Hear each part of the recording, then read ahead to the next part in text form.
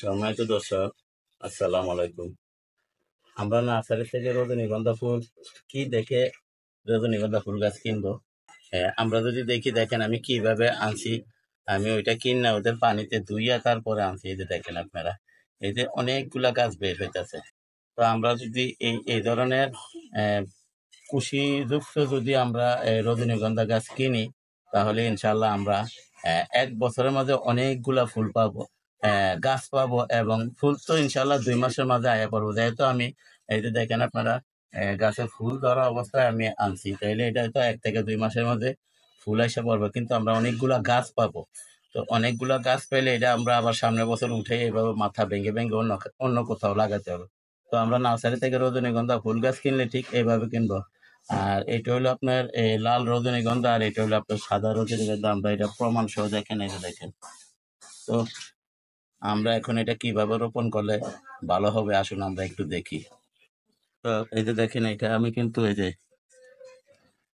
3টা ছিদ্রি করে নিছি, দেখেন আপনারা, এই যে 3টা ছিদ্রি করে নিছি। এখন উপর দিয়ে এইভাবে ইটা দিয়া ছিদ্রগুলা ভর্তি করব, কারণ গাছ বাঁচার ইয়াটা হচ্ছে আপনার সব ড্রেনেজ ব্যবস্থার উপরে।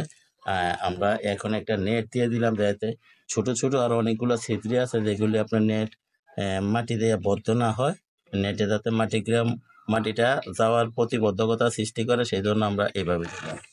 এগুলো হচ্ছে আপনার সবজির খোসাযুক্ত মাটি। দেখেন আমরা এই মাটিগুলা, আমরা যে গাছের সবজির খোসা দেই, ওইখান থেকে মাটিগুলা উঠে আবার উপর দিয়ে কিছু মাটি দিয়ে ঢেকে দেয়, কিছুদিন পর আবার ওই মাটি উঠাইয়া আবার সবজির খোসা দেয়। এটা কিন্তু আপনার সারযুক্ত মাটি।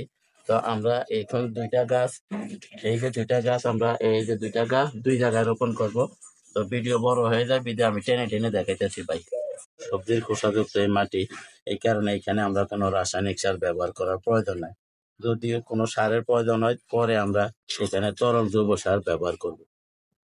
দর্শক, এটা হচ্ছে আমাদের এই যে লাল রজনীগন্ধা। আমরা এটা কিভাবে রোপণ করব? তো আমরা ইচ্ছা করলে এটার থেকে 1 বছর পর আমরা আরো অনেক গাছ পাবো। তো আমরা যদি রজনীগন্ধা ফুল গাছ এরকম ভাবে দেখে চিনি, তাহলে আমাদের আহ 1 বছর পর পুরা বাগান করতে পারবো ইনশাল্লাহ। ভবিষ্যতে একটা একটা করে ভেঙে আমরা গাছ করতে পারবো। তো আগে গাছটা আমরা বাঁচিয়ে রাখতে হবে। তো বাঁচিয়ে রাখতে হলে এখানে যে ফুলটা আছে, এই ফুলটা আমি কেটে দিলাম, দেখেন আপনারা, এই যে ফুলটা কেটে দিলাম, দিয়ে এখন আমরা এখানে রোপণ করলাম। দেখেন, আলহামদুলিল্লাহ।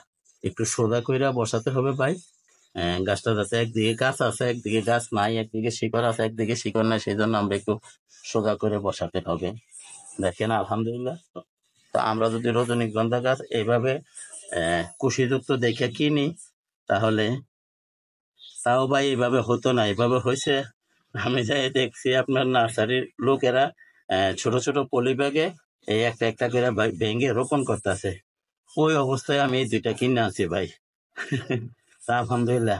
তা আমরা ঠিক এভাবে রজনীগন্ধা গাছ কিনবো, আর এভাবে রোপণ করবো। এভাবে রোপণ করলে আমাদের রজনীগন্ধা ফুল গাছ একটাও মারা যাবে না। এটা হলো আপনার সাদা রজনীগন্ধা গাছ, আর এটা হচ্ছে আপনার লাল রজনীগন্ধা গাছ। তো ইনশাল্লাহ আপনারা ঠিক আশা করি এভাবে কিনবেন। আর আমার যে এই ফুলটা আছে, ফুলটা আমি কেটে ফেলে দিলাম, কারণ এটা এখন গাছ থেকে শক্তি টানবো।